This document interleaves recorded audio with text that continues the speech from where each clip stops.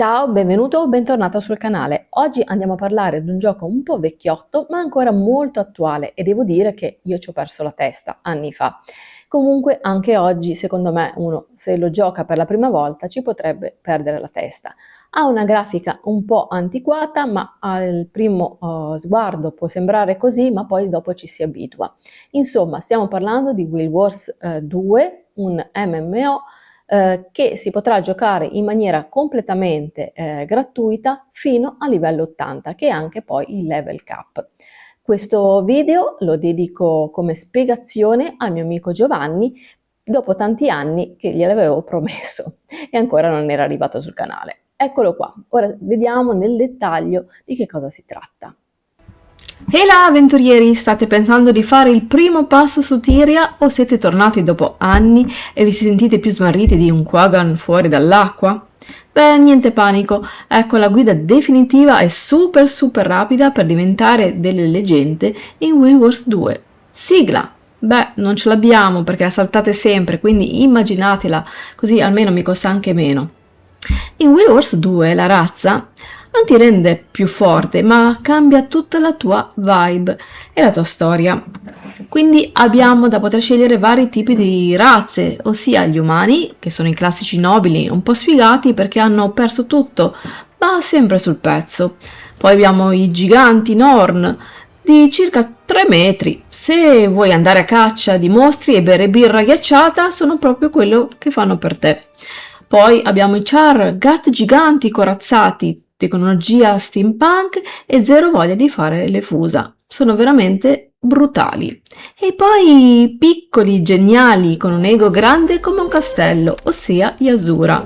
Comandano golem e anche hanno dei laboratori. E infine i Silvari o Silbari, praticamente dei fiori parlanti nati da un albero, molto filosofici e amanti della natura.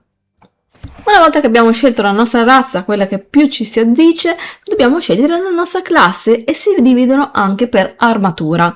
Vuoi un consiglio per iniziare? Beh, i soldati vanno a utilizzare armature pesanti, quindi possiamo scegliere il guerriero o il guardiano, mentre per quanto riguarda le armature, quelle medie, possiamo andare a fare l'esploratore, ossia il classico ranger, il ladro o anche l'ingegnere. E infine abbiamo coloro che vanno a mettere le armature, quelle più leggere, che sono il necromante, il mesmer e l'elementalista, ossia il classico mago che va a utilizzare tutti quanti gli elementi.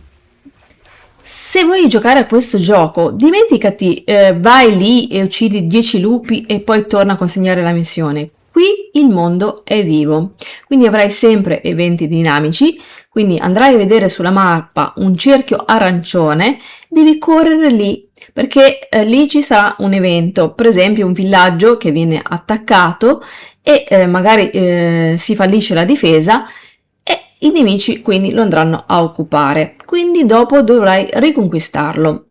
Poi non serve fare gruppo, se vedi qualcuno che combatte potrai semplicemente avvicinarti e aiutarlo tranquillamente, perché questa operazione conviene a entrambi, perché entrambi avrete ben il 100% di esperienza e bottino uguale per tutti.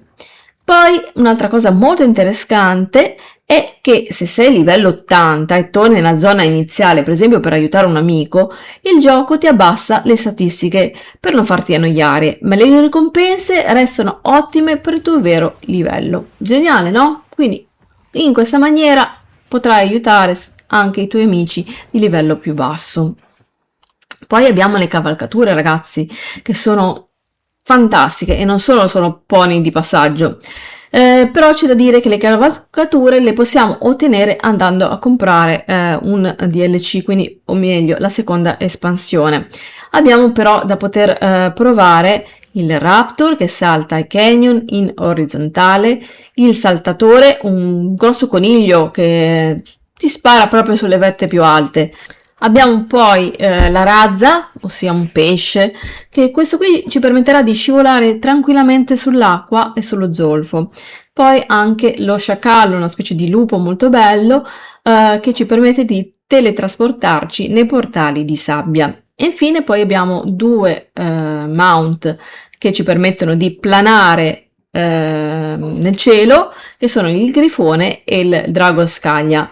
Questi appunto ci permetteranno di andare a dominare i cieli come proprio un vero Top Gun. Dunque, una volta che arriviamo a livello 80, non abbiamo finito il gioco ovviamente, perché è solo l'inizio, perché ci dobbiamo ben vestire. Allora, per farlo possiamo andare a fare i dungeon.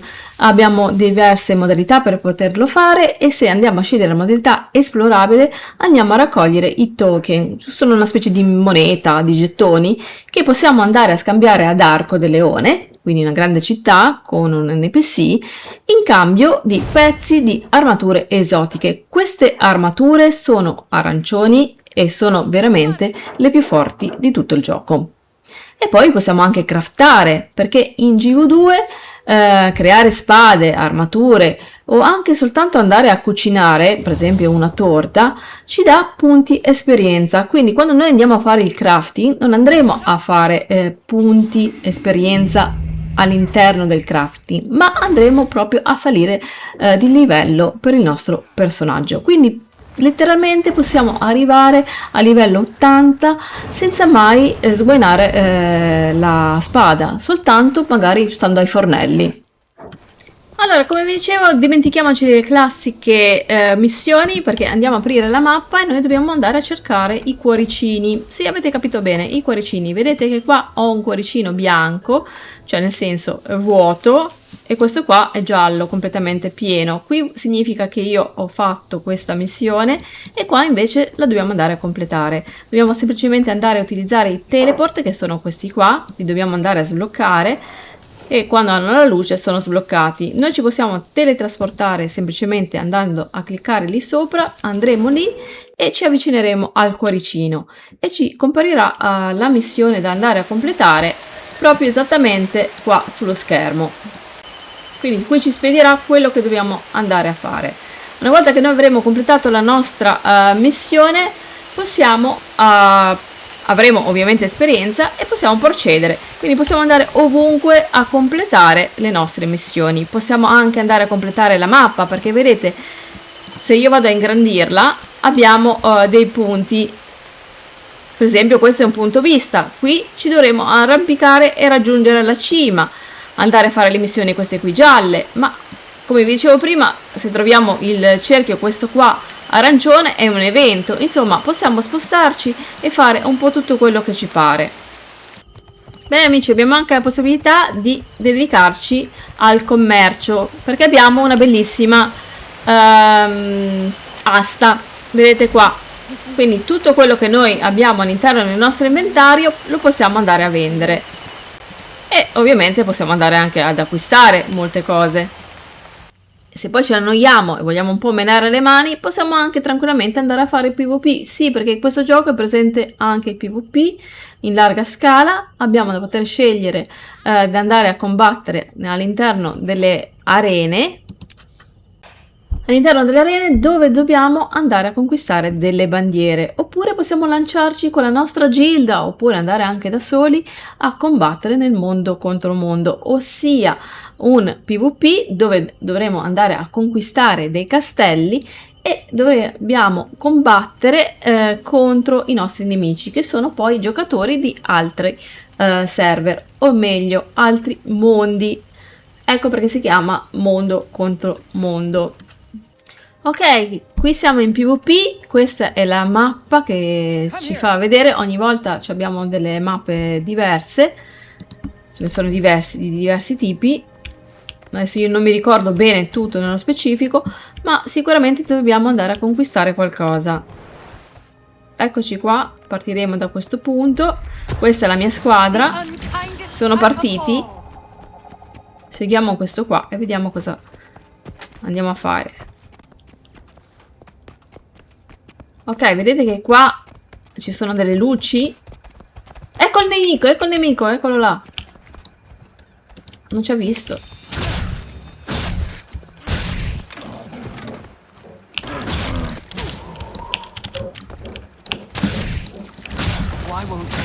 Dai ragazzi, l'abbiamo fatto fuori. Quindi lo finisco io con un colpo di grazia. E vai, morto. Coraggio. Comunque questo è divertentissimo, ma noi dobbiamo arrivare laggiù. Allora, qua vedete che minimappa ci fanno vedere dove dobbiamo andare, perché comunque noi dobbiamo seguire il gruppo, più siamo meglio è.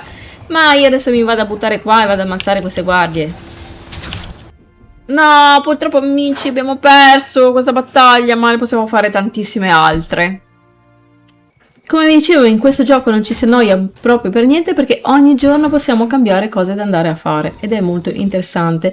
Abbiamo poi anche altri tipi di dungeon, però adesso non posso dirvi tutto nel dettaglio perché comunque le cose da fare sono veramente tantissime.